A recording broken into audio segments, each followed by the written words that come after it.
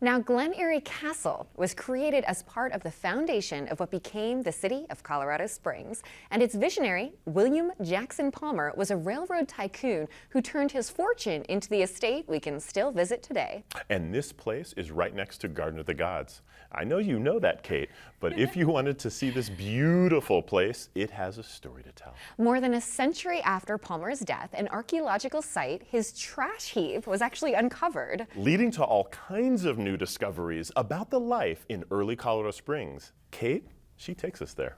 It's this rugged place at the foot of the Rocky Mountains with an English-style castle right in the heart of it. It's a little shocking the first time you come to the grounds. It's so beautifully constructed. It almost is perfection, and it looks like it's been here for hundreds of years.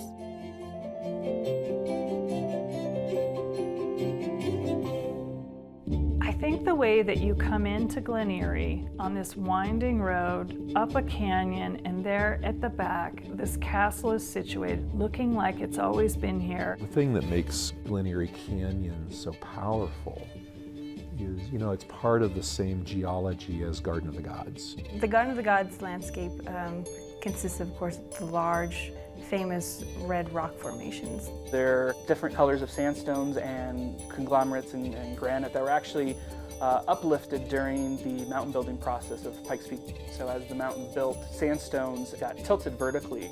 You don't really see these sandstone spires until you get here. The canyon opens up to you as you arrive at the castle and continues on. It's a beautiful place and it draws many, many people and always has.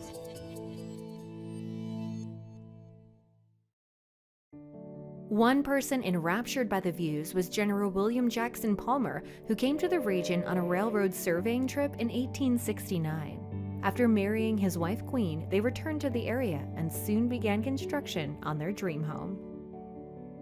John Blair, the landscape architect, saw an eagle's nest or an eyrie on the side of a beautiful rock here and gave the name Glen Eyrie to this space.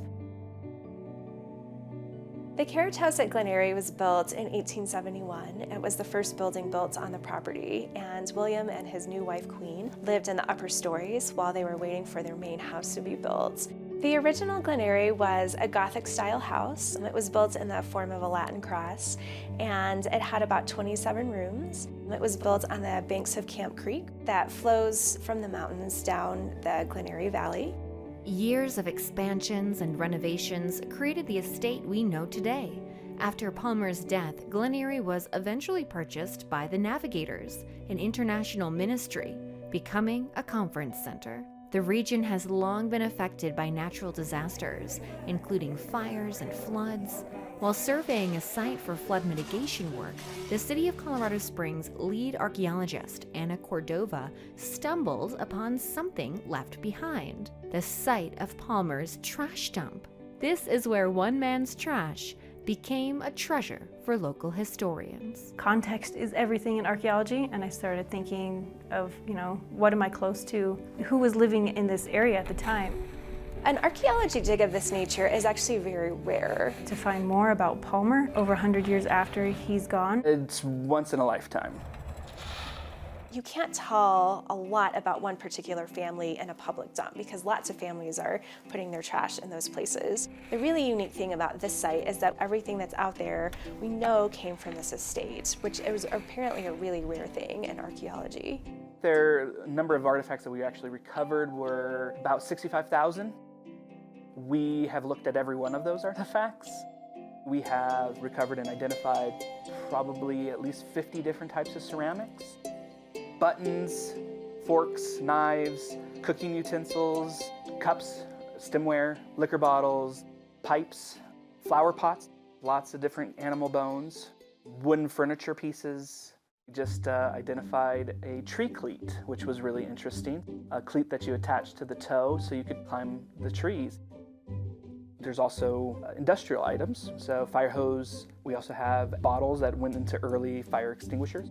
photographic equipment, so we have darkroom elements. There's a lot of medicinal things too, as well as medicine bottles, medicine jars, vials for homeopathic type of medicines. And a lot of people ask why we care about trash, why it matters, but trash can tell you a whole lot about households and people. It can speak sometimes even to ethnicity, socioeconomic status, gender. It can answer so many questions that will talk about the daily lives of these people. So what they ate, what they wore, what they read, it's unedited, and that's where its power lies, because it's literally the raw material of their lives out here at Glen Eyrie. For example, we now know that Palmer really liked Worcestershire sauce. Apparently, there are many, many Worcestershire bottles. We're seeing very few items in the scheme of thousands that we have looked at that are domestically produced. Most everything that we're finding is being imported. I think that's another evidence of his wealth. I've got some mineral water from Budapest, even though he had some mineral water right next door in Manitou Springs. As far as historic archaeology goes, it's probably one of the most significant finds that we've had, definitely in Colorado Springs and the Pikes Peak region.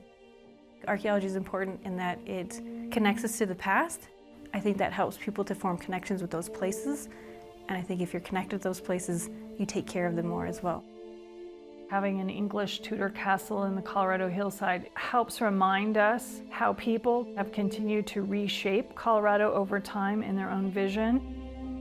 This place remains as a symbol of those dreams, visions, and ideas of that founding generation of Colorado settlement.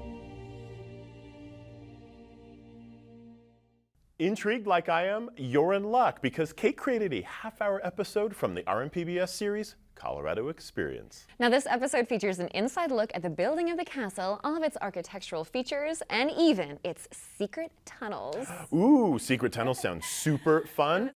Will you take me there? Well, I can't take you there in person, maybe, but you can always come along for the ride. Just visit rmpbs.org/Colorado Experience to learn all about those secret tunnels.